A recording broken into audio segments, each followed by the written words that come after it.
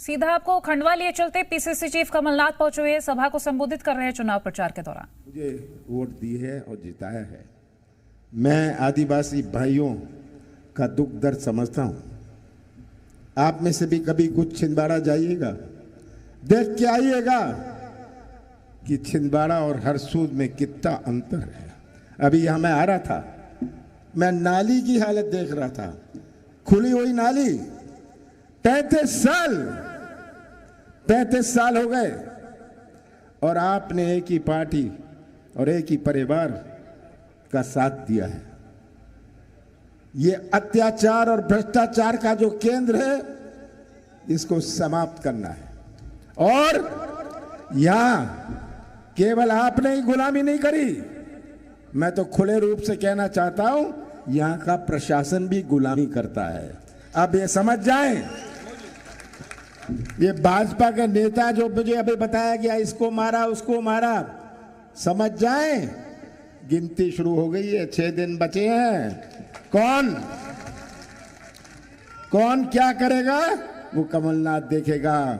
कल के बाद परसों भी आता है, ये याद रखें। सब भारतीय जनता पार्टी के नेता जो सोचते हैं हमारे कांग्रेस साथियों को दबा सकते हैं, डरा सकते हैं, याद रखें कि आगे उनको कमलनाथ को डराना पड़ेगा। आज प्रदेश के हालात आप सबके सामने हैं, आपके क्षेत्र के हालात तो आपके सामने हैं। क्या हालात हमारे किसानों की है? सबसे बड़ी चिंता मुझे इन बच्चों की है, इन नौजवानों की है, हरसूद के नौजवानों की चिंता है। आज मध्य प्रदेश में 1 करोड़ नौजवान बेरोजगार घूम रहे हैं। हमारा यही नौजवान जिसमें तड़फ है, ये ठेका नहीं चाहता, कमीशन नहीं चाहता, ये तो व्यवसाय का मौका या अपने हाथों को काम चाहता है। और अगर यही नौजवान जो निर्माण करेगा मध्य प्रदेश का, इनका ही भविष्य अंधेरे में रहा तो कैसा निर्माण होगा मध्य प्रदेश का। हमारे बुजुर्ग बैठे हैं सामने, इन्होंने तो अपना जीवन काट लिया बिना बिजली के, बिना पानी के, बिना सड़क के। पर जो आज की नई पीढ़ी है, उनमें एक तड़फ है, वो भी अपना भविष्य सुरक्षित रखना चाहते हैं। और यहां के नौजवानों को मैं कहना चाहता हूं, फसल सामने कटेगी और फसल का हिसाब आप लाइएगा। जिम्मेदारी आपके भविष्य की, कमलनाथ की होगी, हमारे नौजवानों की भविष्य की। ये आपको तय करना है कब तक आप ये गुलामी करेंगे। इतनी गुलामी, इतने साल हो गए। मैं तो आपसे निवेदन ही कर सकता हूं कि अपना क्षेत्र के बारे में सोचिए, अपने विकास के बारे में सोचिए। आज 17 तारीख को जो चुनाव है, ये केवल सुखराम भाई का नहीं है। सुखराम तो सीधे साधे हैं, ये केवल उम्मीदवार ही नहीं है, ये मेरे प्रतिनिधि हैं, याद रखिएगा। और 17 तारीख को जो चुनाव है, ये केवल एक उम्मीदवार या एक पार्टी का नहीं है। 17 तारीख का चुनाव मध्य प्रदेश के भविष्य का और आपके भविष्य का है।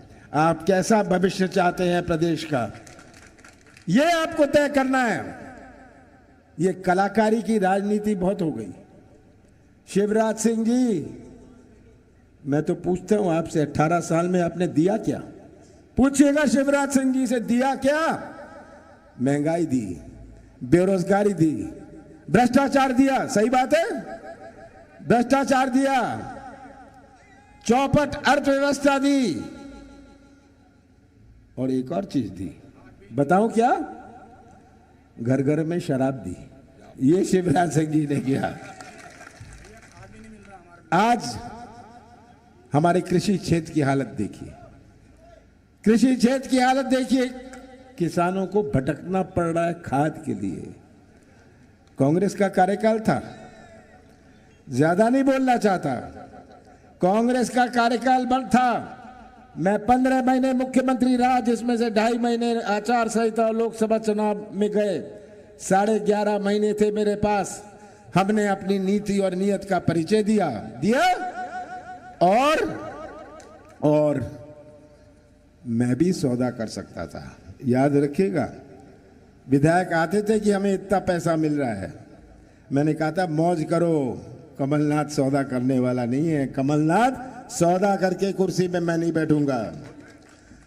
27 लाख किसानों का पहली किश्त में मध्य प्रदेश में माफ किया और खंडवा जिले में 58,000 किसानों का 260 करोड़ रुपए का कर्जा माफ किया पहली किश्त में।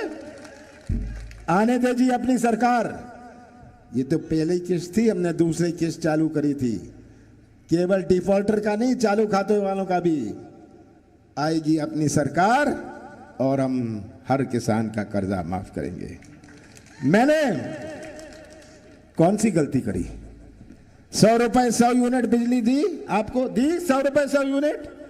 आज जाके बिजली का बिल देखिएगा, कौन सी गलती करी, कौन सा पाप मैंने किया कि 1000 गौशाला बनाई, 11 महीने में 1000 गौशालाएं मैंने बनाई। कौन सा पाप मैंने किया? मैंने पेंशन बढ़ाई, मैंने विवाह का पैसा दिया, हम और करेंगे। हमारी घोषणा वचन पत्र में है, मैं उसमें जाना नहीं चाहता, पर आपसे यही कहता हूं कि आपको छुटकारा, आपको अपने भविष्य के बारे में सोचना है। शिवराज सिंह जी की तो घोषणा मशीन आजकल डबल स्पीड पर चलती है पिछले 5 महीनों से।